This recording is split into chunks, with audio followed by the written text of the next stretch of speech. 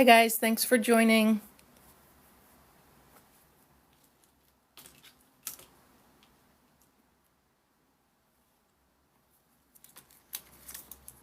Hey guys, hey everyone.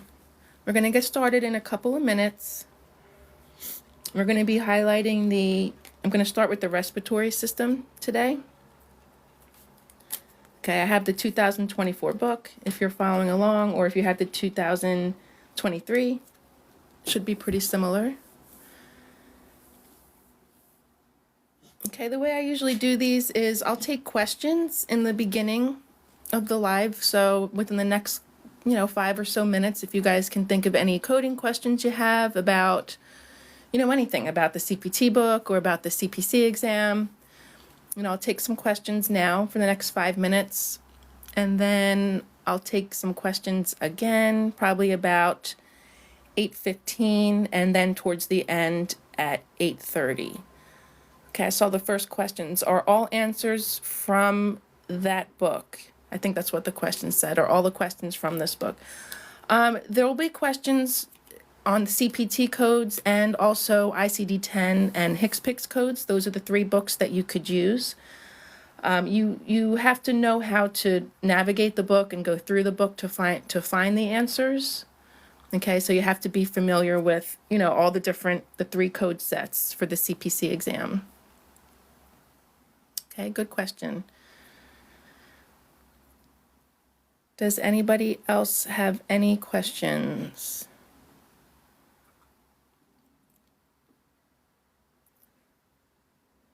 Someone said they're learning about insurances right now and you're scared you won't remember all of that. Okay, for the CPC exam, there's not going to be specific questions about insurances. There might be questions that relate to Medicare, and then that's all that's all I can think of. I don't think there'll be specific questions about insurances on the CPC exam.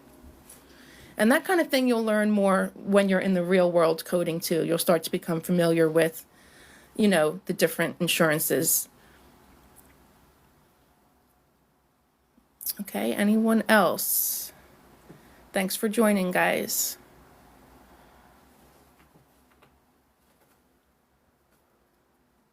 Okay, here's a question. What's something you wish you knew for taking the test?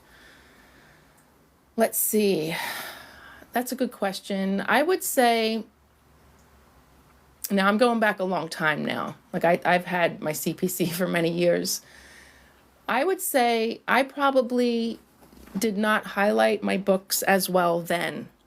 Okay, now, I'm an instructor, so I teach my students to highlight their books. I didn't actually do it a lot for myself when I was a student. I think it's very beneficial. I think it helps you see the answers, and I think it helps you get through the test quicker. So I did not do that when I was a student, and I definitely should have. Okay, I'll take one more question. How can I learn? Oh, I missed it. I'm sorry, guys. My screen's going pretty fast. Do I recommend taking the prerequisites from AAPC? It adds $995. Okay. I'm not sure exactly.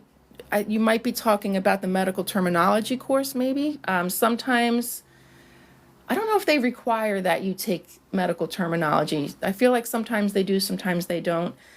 I guess that would depend on your own comfort level. I do not require my students to take terminology beforehand because I feel like you could learn the medical terminology as you go along. I teach the course from AAPC, and I think it's very thorough. I do try to teach my students a little bit of it, as we're going through the course. Like I send them supplementary materials to kind of help them. I don't know if AAPC, if you go through them, if they do that. But again, it kind of just depends on your own comfort level. And maybe some courses out there require that you take terminology. I guess it depends where you go to. All right. All right. So we're going to get started. I will take more questions at about 8:15, and then I will take more questions at the end at 8:30. Okay. All right. So I'm going to start with the respiratory system. Now, I do have my books tabbed, okay? I think this does help. All right, you're allowed to have your books tabbed like this for the exam, All right, I do sell these in my TikTok shop, or even if you decide to make them yourself, I think it's very helpful.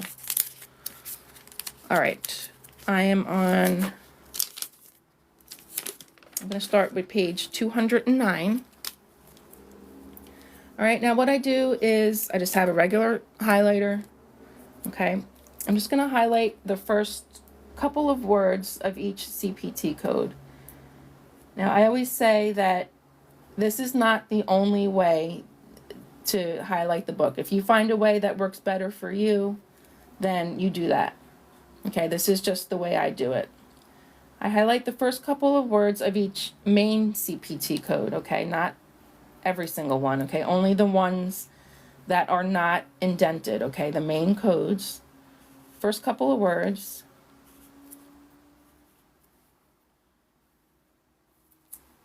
Okay, and then I go back and I group the codes together that go together. Okay, I don't know why I have that in this. I don't know, that's from a while ago, that line, so that's not how I normally would do it.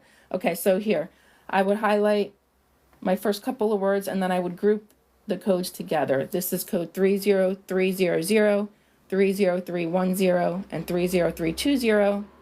I just kind of group them together like that.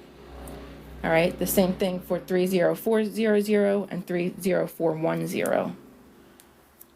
Okay. 30117 and 30118 can be grouped together.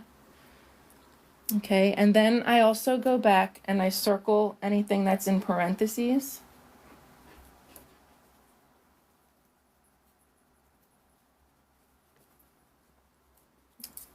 Okay, hold on a sec. Okay, so I go back and circle anything that's in parentheses because here you get more directions sometimes, or it tells you sometimes like if you need a modifier, like which modifiers you could use. Okay, so you can get directions here and you just want to make sure you don't forget about that part just because it's not part of a code. Okay, so anything in parentheses. Okay, now it could say all different things. Like this one here says 30110 would normally be completed in an office setting. So, it just gives you more information. All right.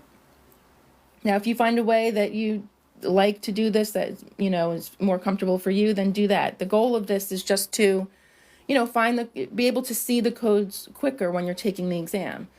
Remember, the exam is 4 hours and you have to answer 100 multiple choice questions.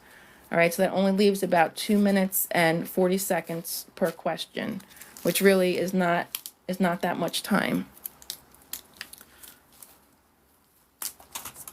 Okay, I'm on page 210 now. All right, again, I'm just going to highlight the first couple of words of the main codes. Okay, remember that the codes that are indented, where the first word is indented, you have to go to the code above it to read the full code. Okay.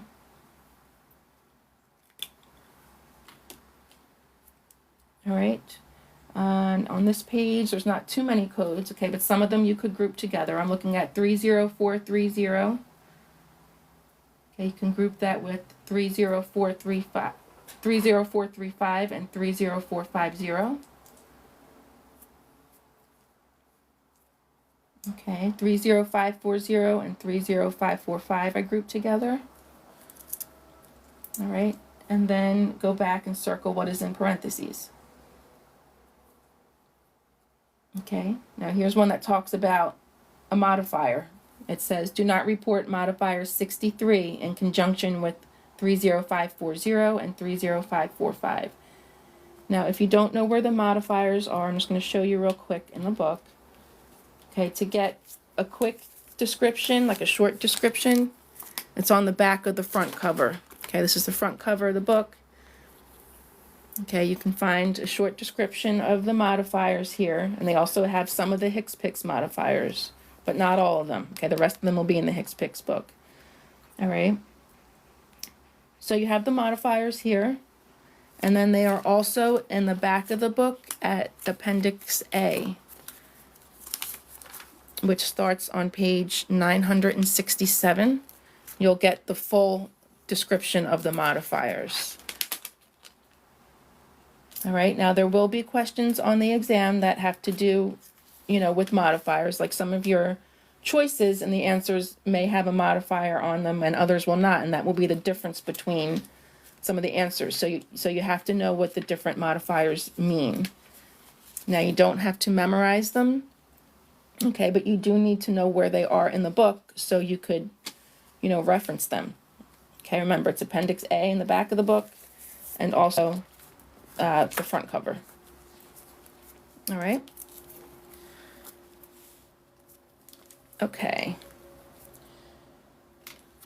All right, I'm on page 211. Again, just highlighting the first couple of words of the main codes.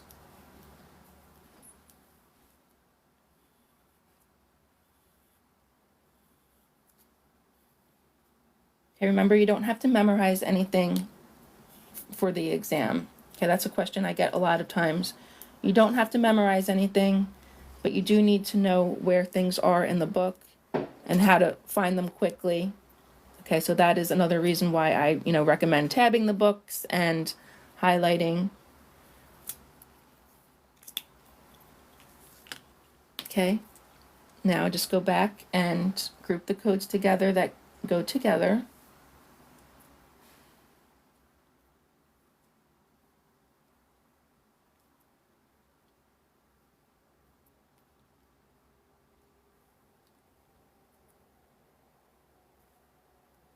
Okay. Oh, should be like that. All right. And go back and circle what is in parentheses.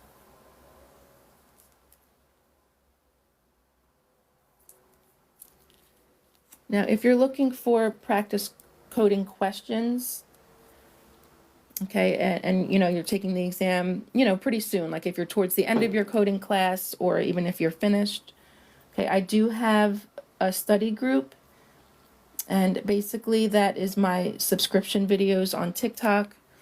I try to post, 2 to 3 times a week on there. And it's something I just started it not too long ago. But once I get probably, I don't know, maybe 10 subscribers, I'll start doing lives just for subscribers. Okay, right now I think I have 4 people, which is okay. I just started it. I'm glad for the 4 people who joined. Okay, but in the subscription videos, I post a lot of practice coding questions, and then I walk you through how to get the answer from, by using a process of elimination, because that's one of the techniques that I teach to help pass the exam. And, it's a way to get through the questions quicker and not run out of time. A lot of times people don't pass the exam because they run out of time. All right, so again, you can find the link to that in my bio. You'll see subscription. You click on that and that's how you join. All right, again, I am just circling what is in parentheses. This is another one that has to do about modifiers. To report bilateral procedure, use 30903 with modifier 50. Okay, modifier 50 is the bilateral modifier.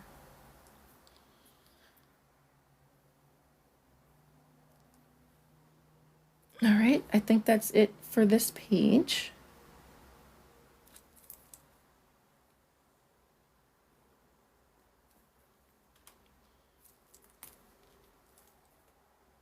Okay, just grouping the codes together. All right, I'll take a break here to answer any questions that you guys might have. And the reason that I don't take questions while I'm highlighting the book is because I can't see my phone when I'm highlighting the book. Okay. Does anyone have any questions now about, coding or the exam? will the codes always direct us to which modifier to use? If you're talking about the parentheses, sometimes it'll get, in this case, if it's talking about modifier 50, it's telling you that you're not supposed to use RT or LT for left. Now, in this book, there's not really any other direction on any other modifiers that I can think of off the top of my head. So I guess the answer to that is no. The book doesn't always tell you what modifier. Okay, here's another question. Where do you start without experience if you have the CPCA? Okay, the CPCA is for apprentice status, and that basically means that you just got your certification. So the question is, how do you get a job with the CPCA?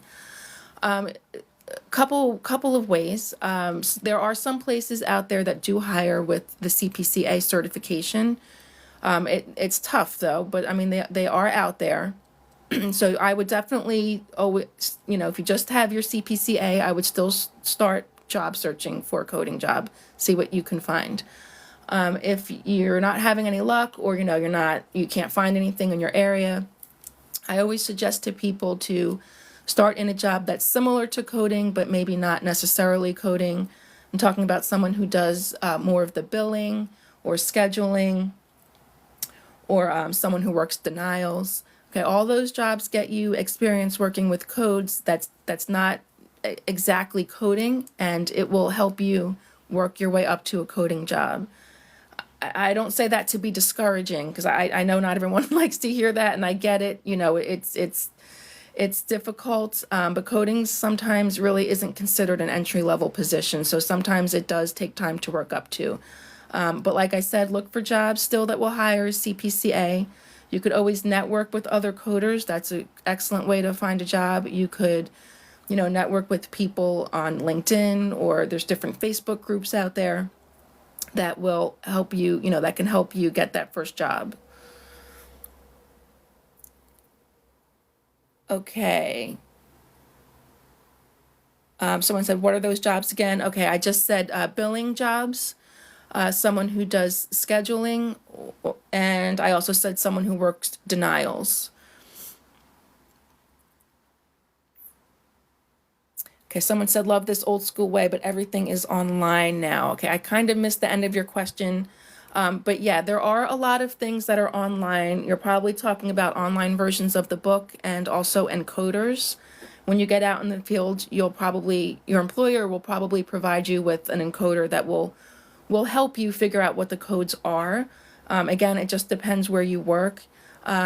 I still think it's important to have a basic understanding, and even more than basic understanding, of how the books work, because if you don't understand the books, you're not going to understand how to follow along everything online. All right, so that is partly why I teach using the books, and the other reason why is because for the exam, you still have to use the coding books.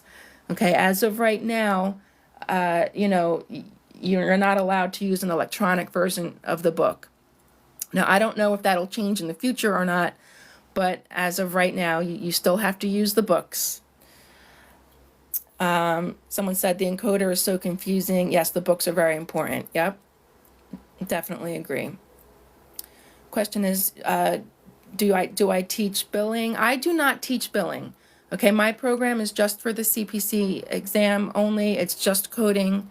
It's the program through AAPC. I believe AAPC does have a separate billing certification and probably a separate course for that. I do not teach that course. I do not teach that course. All right, I will take one more question and then we will get back to it. Okay, here's a question. Someone says they're a coder in the UK. I missed your question because the screen's going really fast. We do use ICD-10, CPT, and HCPCS. Okay, I think you had something else in there. I didn't catch it, but it didn't look familiar. So I don't think it's used. That was for the UK. Okay, someone says I have a strong knowledge in ophthalmology. Would taking the CPC be beneficial? It really depends what you want to do. The CPC exam, it covers, it's general. It's not a specific specialty, But you if you have the CPC, you could work in different specialties. Like, for example, I've had my CPC for many years now, and my specialty before I got into teaching was radiology. So I definitely think it would be beneficial. It definitely opens more doors for you. But again, it depends what you want to do.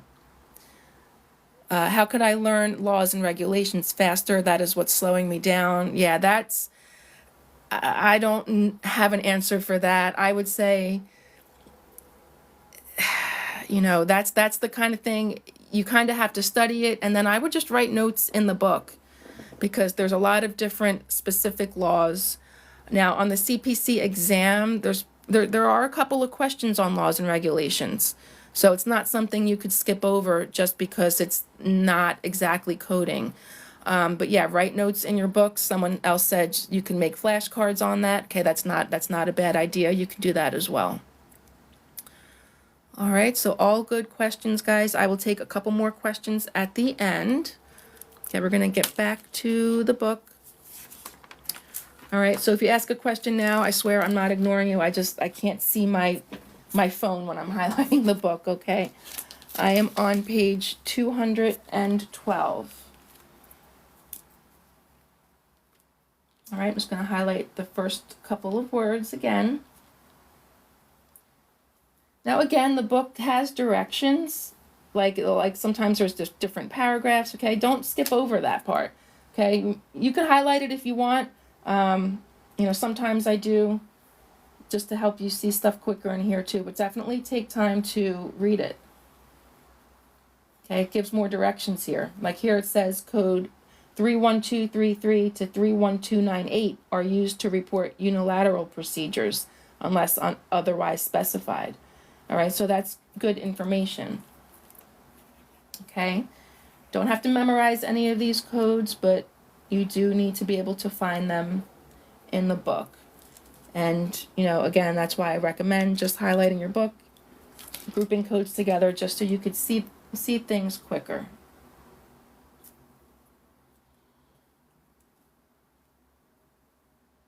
Okay, again, circling what's in parentheses.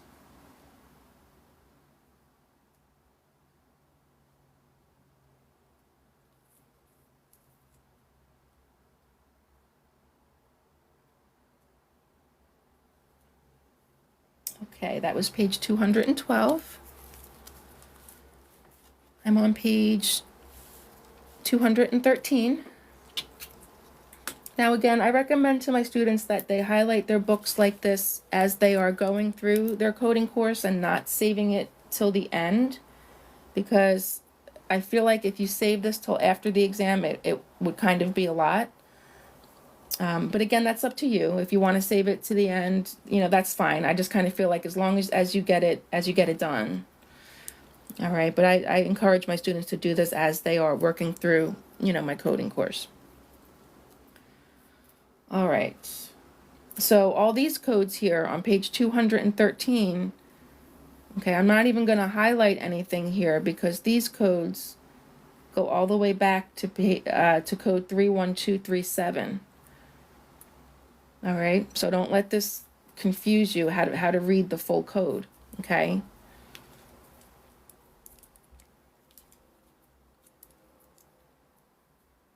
So again, circling what's in parentheses.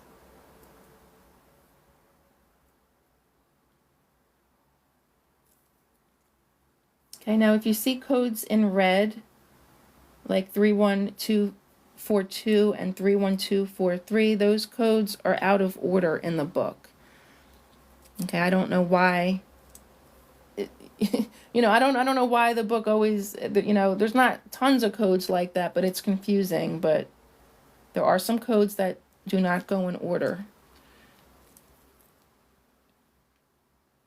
Okay, so if you see that in red, the code is out of order, and then it tells you where to find the code. Okay.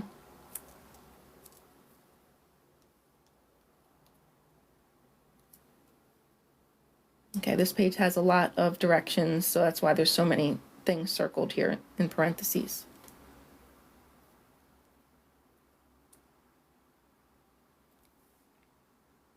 Okay. That was page 213.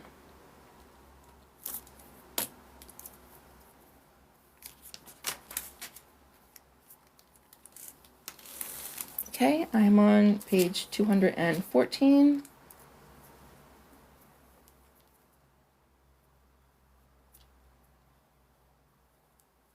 Highlighting the first couple of words.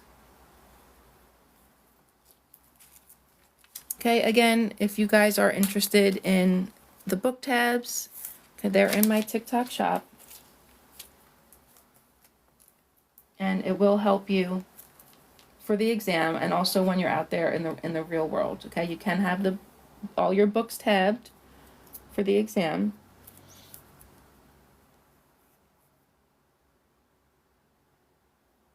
Okay. Then I'm just going back and grouping the codes together.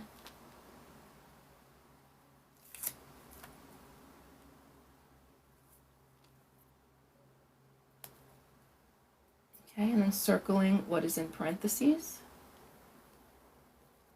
Okay, this will be the last page that I do today, and then I will take a couple more questions. Okay, I go live every Monday from 8 to 8:30 p.m. Eastern Standard Time.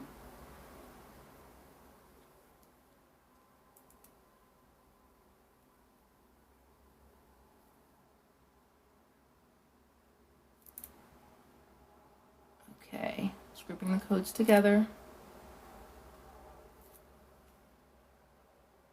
All right, I think that's it for this page.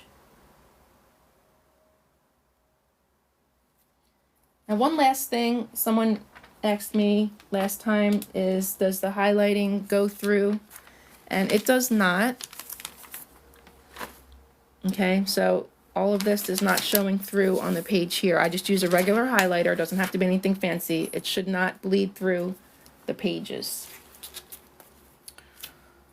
All right, so I'm going to stop there and take any questions that you guys might have about coding or the exam. But having to rewrite your notes and highlight every year, okay, that would be up to you.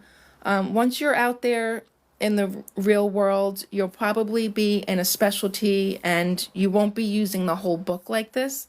For example, I used to work in radiology, so it was literally just one section of the CPT book. So it was nothing as overwhelming as trying to highlight the whole book every year. So I'm going to say you probably won't have to once you get a job in the field, but again, that would be something that you decide. Question, is CPT easier than ICD-10? I think it kind of just depends how your brain works. I always liked ICD-10 better. I always found CPT confusing when I was learning it when I was a student. Okay, that's just me.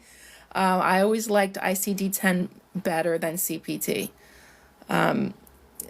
I just think ICD-10 just makes more sense. And in CPT, there's a lot of words and a lot of terminology that, at least for me, I just didn't know when I was starting out.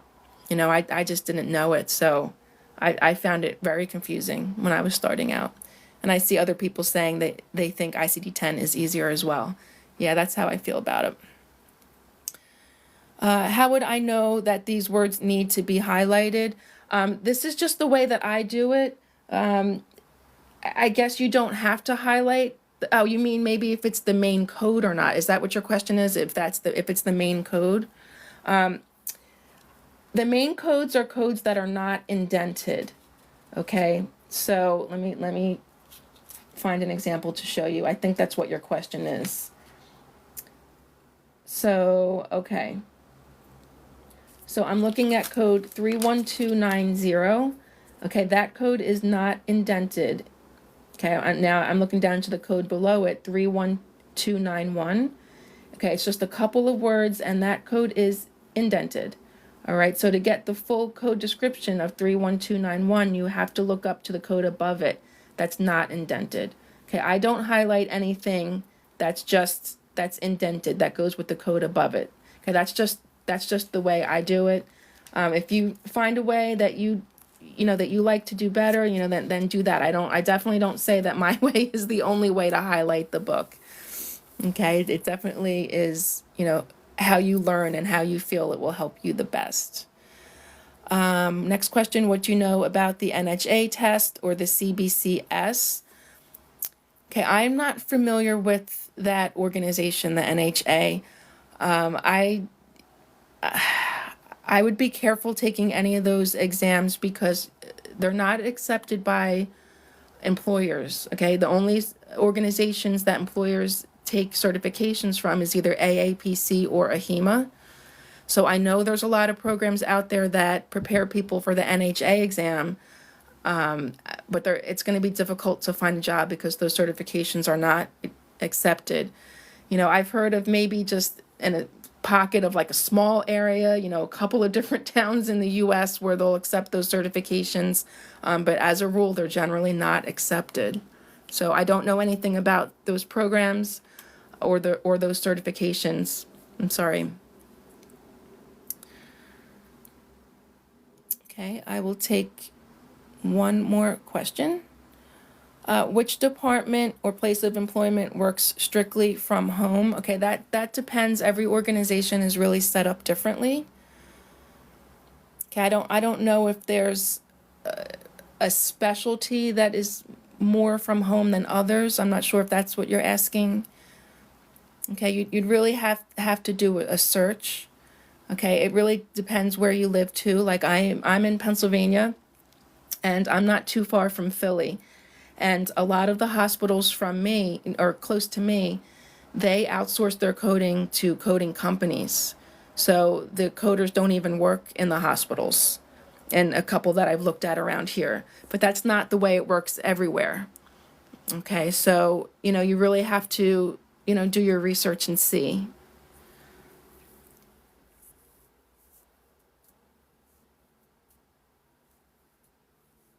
Okay, I will take one more question. How would you know how much to code? Just the main points with the, okay, that, it depends, okay? For every claim that you submit, there has to be at least one CPT code and one ICD-10 code. Okay, you want to make sure you capture everything that the provider did. Okay, so sometimes there will be more than one procedure. You want to make sure that you code both of those. Okay, for the ICD-10 codes, you want to code why the procedure was done. And sometimes there's guidelines too that tell you, if you code one thing, you have to code another thing. So there's no real answer to that, except that you want to make sure that you capture everything that the provider has done. All right. All right, guys. So that is basically it for tonight. If you guys have any other questions, you feel free to always email me. My email is lindsay@midnightmedicalcoding.com. All right. Last couple things. The tabs, again, are in my TikTok shop. I have them for the CPT book and also the ICD-10 book and the HCPCS book. Okay, I definitely recommend them for the CPT book and the ICD-10. The HCPCS book is kind of small, so you don't necessarily need them for that book. Again, consider subscribing if you want more practice coding questions. Those are my subscription videos. You can find the link to that in my bio. All right, guys.